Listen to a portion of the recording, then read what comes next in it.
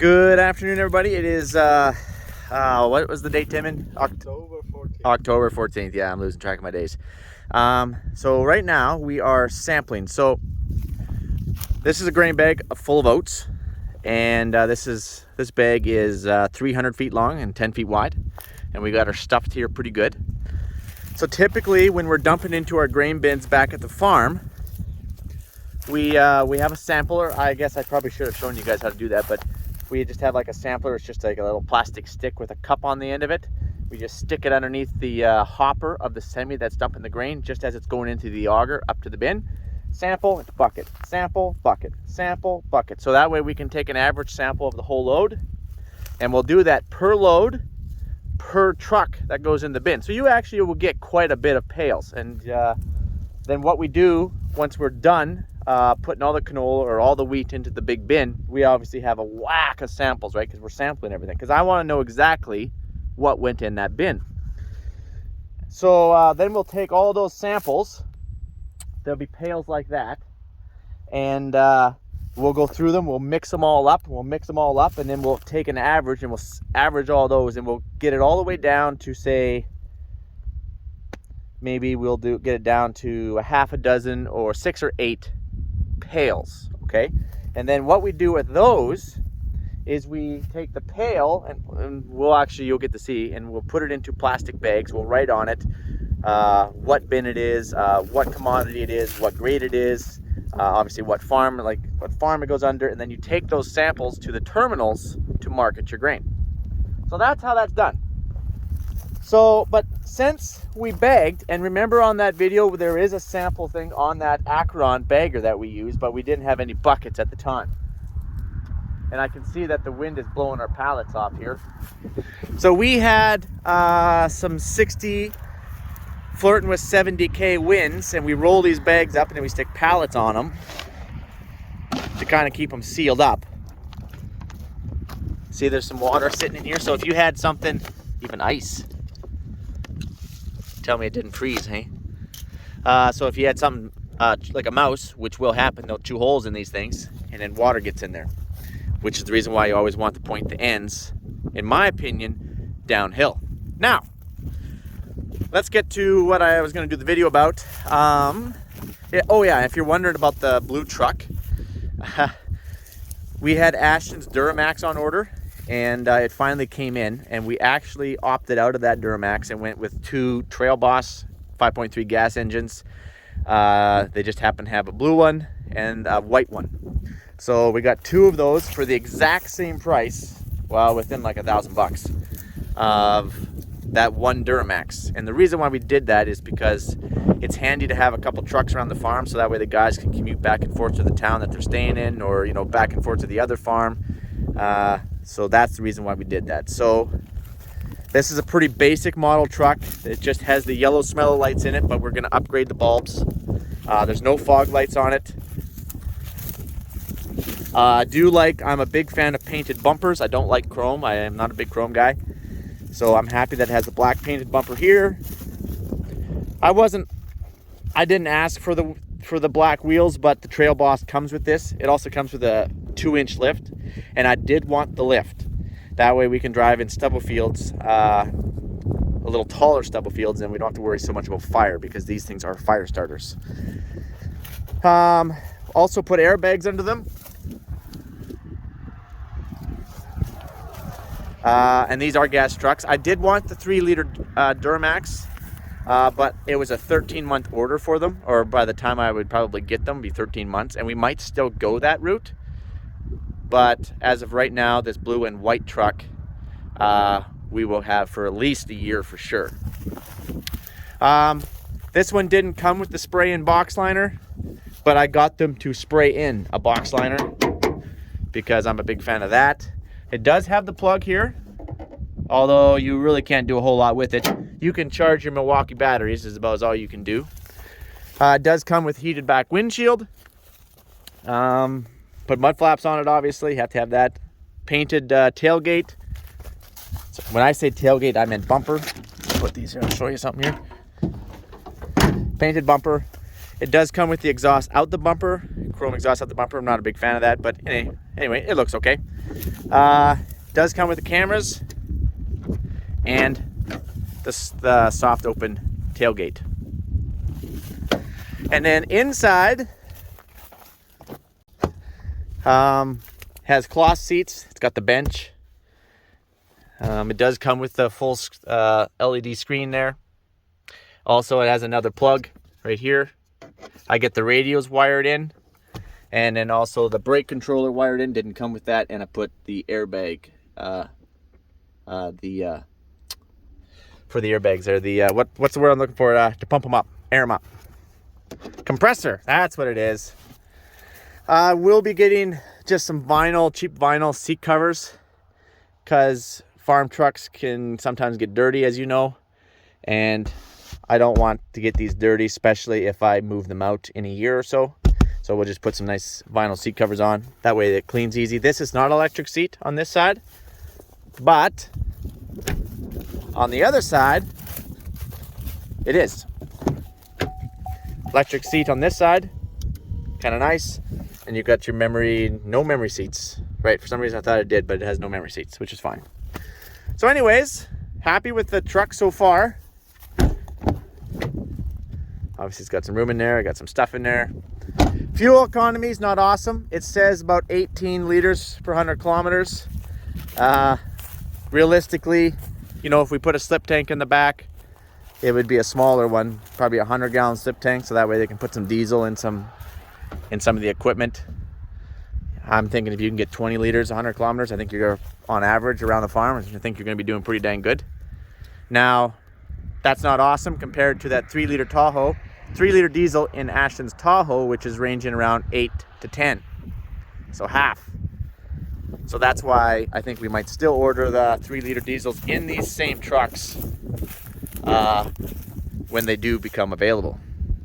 So anyways, that's that. Now, let's get going on to sampling. So, this is one place where we sampled. And here's our sampler. And Timon's gonna take the camera. It's recording. You got the beeps. Awesome. So I've already done this one. And you pour it out the back.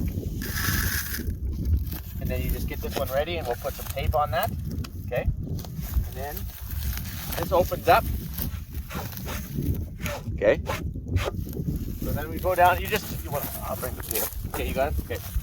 You go down every so many feet. Right here. You stab it in closed. Then you open it. Yep. Close it. Grab the pail.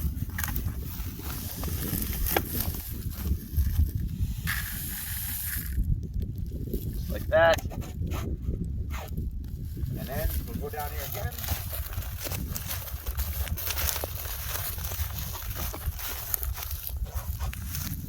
You don't want to go down and hit the floor. You do not want to put a hole in the floor.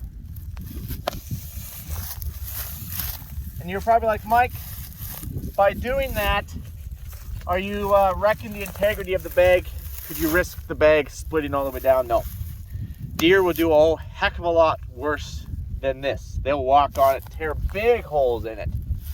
So you don't have to worry about that. The only thing you want to do is you want to keep this as clean as possible. You don't want to drop any oats here. Heaven forbid a bird, a deer, a moose, a bear, whatever finds those oats and they're like, oh, is there a treasure in here? Is there something in here? And then they're like, and then all of a sudden it's like, yeah, don't ever do that again, Mike. I get that.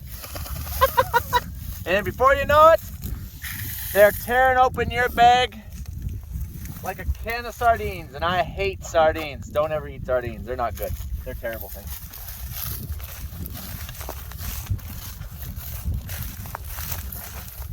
I'm slightly OCD, and what really bothers me right now is typically when I do grain bags, I pace them.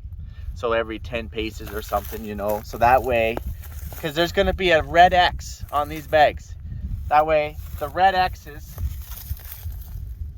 are perfectly distanced.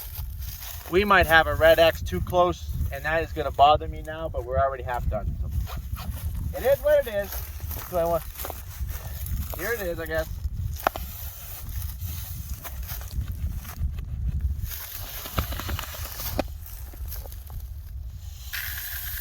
And you're like, well, how many samples do you gotta take? Sometimes, well, it depends. How many buyers are you taking these oats to? Because if you're taking these buyers to quite a few oats, and actually, Tim and we are, we might need a little bit more. You twisted the words up. Right, because that's what I always do. You guys know what I mean. If you want to have lots of samples, you might have to run it through twice.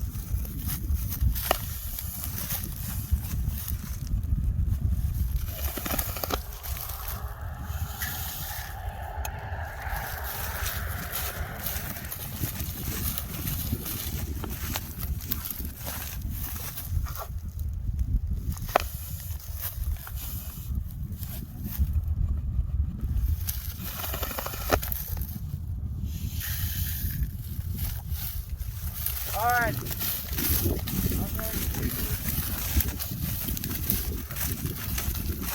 One more here.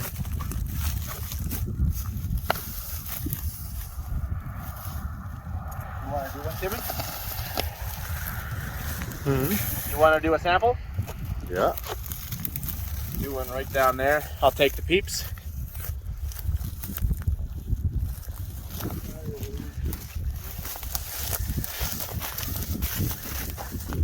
Don't go straight down. Yeah, that might be too down. Tip it up there. There you go.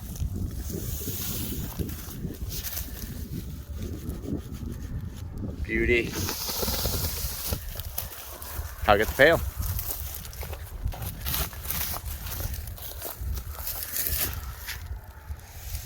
So these are, Arberg is the variety. These are a milling oat. And technically they are gluten-free. We already know that oats are already gluten-free, but they've been grown on ground that was grass, so we could sell them into that market if we can find a buyer for them. The thing we got to do though is we got to tape up the holes, cover up the evidence.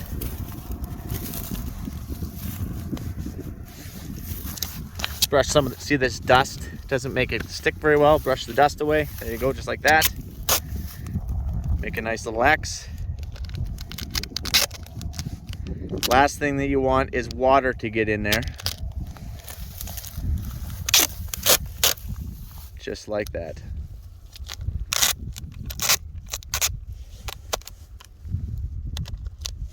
Beauty.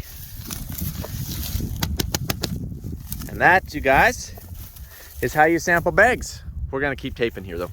All right, so now that we got everything all taped up, Tim and got all the bags taped up. This is our sample pail. So what we wanna do is okay, there's a stick in there. Oh man, some guys, they'll go through their sample and they'll pick everything out. I don't ever see the point in that, because you can butter up a sample all you want, but when you take it there at the end of the day, it doesn't matter. They're like, oh yeah, you got a number 1 or a number 2. It's whatever you bring them, and you're getting paid on whatever you bring them. So I've never buttered up samples. But anyways, this is our sample here. Timon's gonna hold you guys. And then so you kind of want to mix it up without spilling. I almost got it too full. Okay, there's a couple greens here. See these? Must have been, there's some green stuff right around the sloughs that we went through. Anyways, you take your marker, and then you would typically put down all your information, like your farm and all that stuff. I just put down, we probably have 20,000 bushels. We only have a bag, so just put bag. Whoa, whoa, whoa, whoa. Always important to chase down the bags. And if you're wondering about Richardson, that's just one of the elevators that buys. Typically, all the terminals, whether they be Richardson, Pioneer, G3, Viterra, there's a bunch of other buyers. And typically buyers will give you nicely fancy branded bags. And I just love it because everybody wants bags, everybody wants samples of your product because they're in the market to buy. And the great thing is I'm in the market to sell. But I always get way more bags than I ever use, right? Because everyone's like, here, take bags, we'll take samples. You take some terminal, some buyers will actually come and do all this for you. But we're quite capable of doing it ourselves. Now, sometimes I reach down underneath, grab a little of that. It's not really rocket science, you guys. Just basically fill the bag. Try to make as little mess as possible. Stir it up a little bit. There you go. Keep it down. Try to get the air out of it.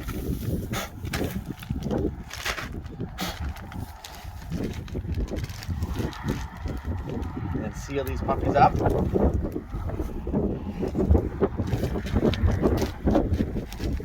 Just like that. That's one, and that is what you do. I'll make a couple so that way I can drop one off with Richardson's. It's really fun. You know what I really love to do? Like, everybody will give you bags, right? Richardson will give you bags, Viterra give you bags, G3 gives you bags, everyone gives you bags. Everyone gives you bags. It's awesome. You can use them for your lunch, put sandwiches in them. But anyways, I shouldn't say always because I'm not going to do it this time, but I love to take Richardson bags to Viterra. And I like to take the Viterra bags to G3 and the G3 bags to Richardson. They're like, hey, didn't we give you bags? And I'd be like, yeah, you did. Yeah, you gave me bags. Well, be like, well, you know, there's other buyers out there, so, you know, gotta keep everybody honest. Oh, man. That's the best. You don't want to take them back their own bags. You don't want them to think that they're the only buyers for your grain, because they're not. Now, these oats are I'm gonna sell them because they're milling oats, provided that they pass. So millers aren't typically like a big terminal. At least I don't know. I've never hauled them. I actually have very little experience growing oats. Never mind milling oats. The oats that I grew back home quite a few years ago were feed oats. Quite a bit different. Oh, we ruptured. Okay, guys, I think you pretty much get the idea. I think they get the idea, Timon. I think they get the idea. Yeah, I guess so. I guess so. And that's what you do. And then this is what we got to do yet back at the main yard, because we've got pails of canola. We've got pails of canola and pails of wheat. And so we need to compile all of our samples. We need to average them all out. And we need to fill them with bags, everyone else's bags, and then take them to all there and then get them graded. That's what you can do. What I have done, this is what I've done. I have already got my wheat graded, and you can just take it to one location, get it graded, especially if it's a one. If it's a one, you don't have to worry about it, especially if it's a good one. And then you already know what you got, and you can still sell it with G3. You can still sell it with Viterra. You got it graded at Richardson's. But all the grades are pretty similar, unless you have crap to sell. If you have crap to sell, in my experience, then you better go around and get everybody to grade it, because if it's a really one of those years where you got a lot of crap, maybe some feed, maybe one terminal will buy your maybe it's a number 3 or number 4. Maybe they'll give you one extra grade for it. You know what I mean? Maybe everyone's like, nah, it's a 4, it's a 4, it's a 4, it's a 4, and then you go to some other person, we'll give you a 3. You know what I mean? So in circumstances like that, then it's probably best to go around and try and get everything graded and see who's going to pay. But once you already know what it is, I already know all my wheat's a 1, it's a good one, high protein, then you just watch the markets, and depending on when you might need your cash flow, when you might need your money, and how long you want to store it, there's so many things that go into marketing, so many different things, because it's an open market, world market, right? So all of a sudden something happens with Russia and Ukraine over there, it can shoot the wheat price up like this. It could go down, it could go up.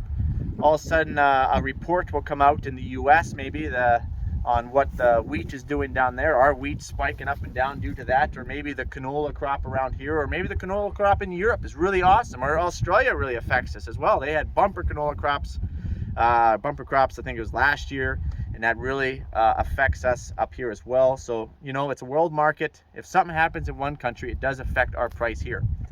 So like same with the OPEC doing whatever they're doing with cutting down their I don't know how many millions of barrels a day or something that they're doing. Anyway, our price of fuel is spiking, and yet we don't get any from them. So it's so crazy how world markets can influence your fertilizer costs, your fuel costs, and obviously all your commodities that you would like to sell. So there's a lot going on. Once you know what you got, then you get on everybody's. I was gonna look for my phone. You have my phone. So then you get on your these messaging.